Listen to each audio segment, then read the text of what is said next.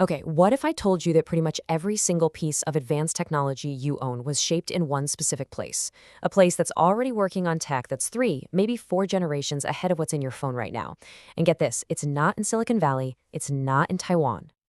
It turns out the very heart of the entire global semiconductor industry is tucked away in a small Belgian town you've probably never even heard of, a place called Leuven. Right? I mean, let's just dive right in, because the obvious question is, how on earth is that even possible?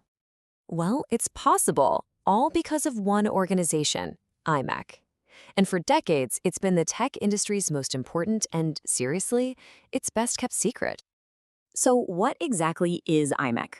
Well, on paper, it's a nonprofit research and innovation hub. But here's the crazy part. It's the one place where the entire semiconductor industry, yep, all of them, collaborates on the tech of tomorrow.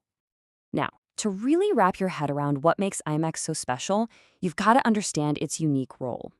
I love this analogy. Think of it as a town hall for chips. And this quote just nails it. It says, iMac has become a sort of town hall for the semiconductor industry, a place where the entire industry comes together to figure out how to make the impossible possible. It's this neutral ground where even the absolute fiercest competitors work together side by side. So who's actually showing up to this town hall? You know, it's pretty much everyone.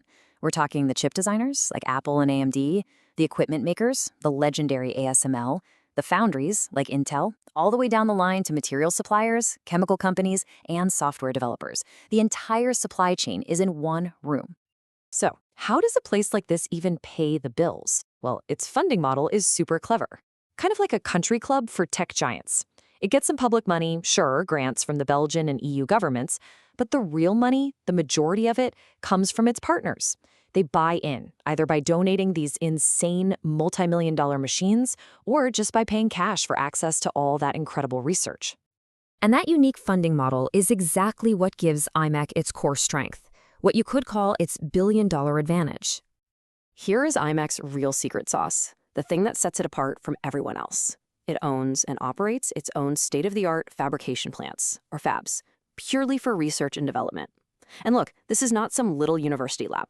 We're talking billions of dollars of cutting-edge equipment. And it's not just about the machines, right? You've got over 6,000 of the world's brightest scientists and engineers all under one roof, working on technology that is 3 to 4 generations ahead of anything you can buy today. And this isn't some new thing. This timeline just shows you how long iMac has been on the absolute bleeding edge. Look at how they led the way on wafer sizes. They helped pioneer the move to 300mm wafers way back in 2005, a standard that the industry still uses today. They have always been at the very front of the pack. So when you have all that history, all that brainpower, and all that amazing equipment, you can start tackling problems that seem completely impossible. So let's dive into a concrete example of them doing just that. Right now, iMac is a central player in pioneering the next frontier of chip making. It's called high-NA UV lithography, and they're doing it hand in glove with their longtime partner, ASM. And just to give you a sense of the scale here, just look at that number. A single one of these next-generation machines costs $400 million. I mean, the optics system alone weighs 6 tons. It's absolutely mind-boggling. But when you build a machine this complex, you create totally new problems that nobody's ever faced before. One of the biggest is something called the anamorphic problem. So why does a $400 million machine need a completely new and frankly kind of weird kind of lens system? All right, let me try and break this down. With current machines, the pattern for the chip gets shrunk down by 4 times on both the horizontal and vertical axes. Simple enough. But with these new high-NA machines, the mirrors are so huge that the light would literally get in its own way. The solution is this wild anamorphic system that shrinks the pattern by 4 times on one axis, but by 8 times on the other. And here's the kicker. That means the maximum size of a single chip you can print gets cut in half. And that one little technical detail forces a fundamental shift for the entire industry. The era of building one giant, massive, monolithic chip, that's ending. With high-NA chiplets, stitching smaller, specialized chips together, they go from being a good idea to an absolute necessity. And believe it or not, that's not even the only problem. At these tiny scales, your depth of focus is measured in just a few dozen nanometers. So a silicon wafer, something we think of as perfectly flat, suddenly looks like a mountain range under a high-NA lens. A single imperfection just a few nanometers high can ruin the whole chip.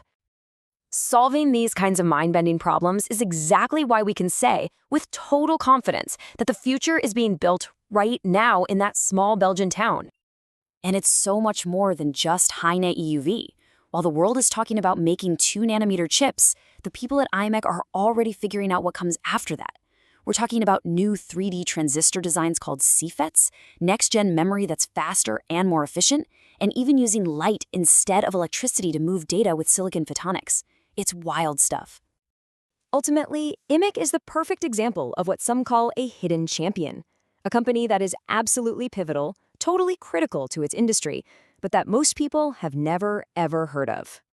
And that really brings us to our final thought.